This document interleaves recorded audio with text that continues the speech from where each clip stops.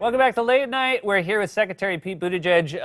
You are unabashed about the fact that you love transportation. And I agree with you that I think that, travel is very romantic. With that said, I've spent a lot of time in the O'Hare Airport over the years, and I never thought it would be a place where I would want to propose, but that is indeed where you proposed to your husband at O'Hare. What was it about O'Hare?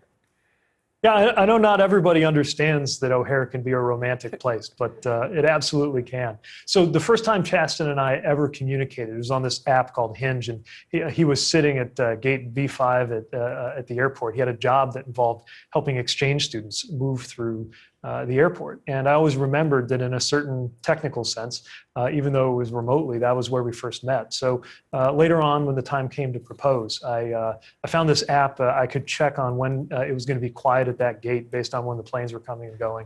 And we were taking a vacation that day. So I kind of guided him into that spot. I was like, why don't you show me that spot where you first were when we first started chatting with each other. And just behind, there's a little bit of space behind that gate agent stand in the window. I invited him to look out the window there, and then got on one knee. I told him it'd be, a lot like being in the airport. Life with me would be probably hard to steal private moments, but also full of adventure. And luckily for me, he said yes. That's fantastic. And considering how many divorces have started in O'Hare, I think it's nice that there's at least one story about a marriage starting. I think one of the, I should know, by the way, I had no sense of what the logo was for the Department of Transportation, and I'm noticing it behind you. I feel like, I don't know, it could be a little more romantic than what you guys are dealing with there. Just put that very much at the back of your list, but let's get something a little flashier. I'll look into it. It seems like maybe the job and the people who've had the job before you over the years have focused on things, maybe primarily on automobile travel. It does seem like there is a shift happening in this country. Cities having more bike lanes, having more pedestrian walkways. Is that something that you feel is very much under your purview as well? Yeah, and this is really important to get right for safety reasons, climate reasons, and a lot of other reasons. There's this old idea that roads are just for cars.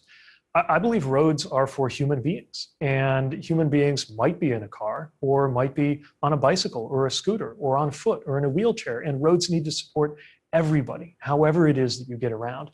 That was a really important principle for how we improved a lot of roadways in the city of South Bend when I was mayor, and I think it's something that our department ought to support. The reality is that there's this idea called complete streets, but it's about something even more simple than that, which is just safe streets. And sometimes the safest street or the best street is not one that's just about shooting cars through the middle of a community as fast as possible. It's about making sure people can get to where they need to go safely, and making sure that our streets are vibrant and support us in our lives. And I think all of us, especially as we've been in this pandemic reality, have had occasion to think in new ways about just how much it means to us to be in those shared spaces, which is what our streets are. It seems like there's a lot of discussion now about sort of high-tech, futuristic solutions to transportation, super fast tubes or autonomous vehicles. How do you both embrace the possibilities of those while not losing focus on the fact that most people, certainly in cities, would just like working buses, working subways? Right. Before we talk about some of these really exciting technologies, we've got to take care of the basics. Don't get me wrong. The technologies are compelling. They're fascinating. There's a lot going on with drones delivering packages right now. We've got to learn how to deal with this as a country. Automated vehicles, hyperloops, magnetic levitation, you name it. But as a mayor, I also think a lot about things like filling potholes, making sure that our bridges are in good shape. And because this country, unfortunately, has systematically failed to invest for a very long time, we're behind. So if we want to have the best infrastructure in the world, if America wants to lead the world and not be just another country, then we've got to fix it first. Fix it first and be looking ahead to these future technologies that are coming, ready or not. The present that we're living in right now, obviously due to situations outside the control of the Department of Transportation, has less commuters than maybe any time, and certainly the last 50 years. What How does that affect how you look to the future, not knowing how long working remotely is going to be a part of the American work experience?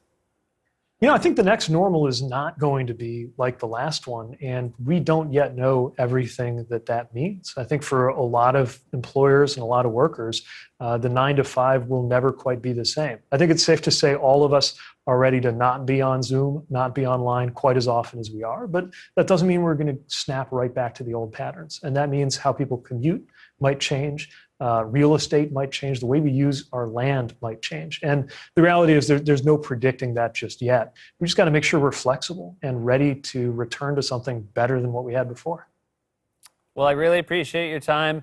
Best of luck with all of it moving forward. Secretary Pete Buttigieg, everybody.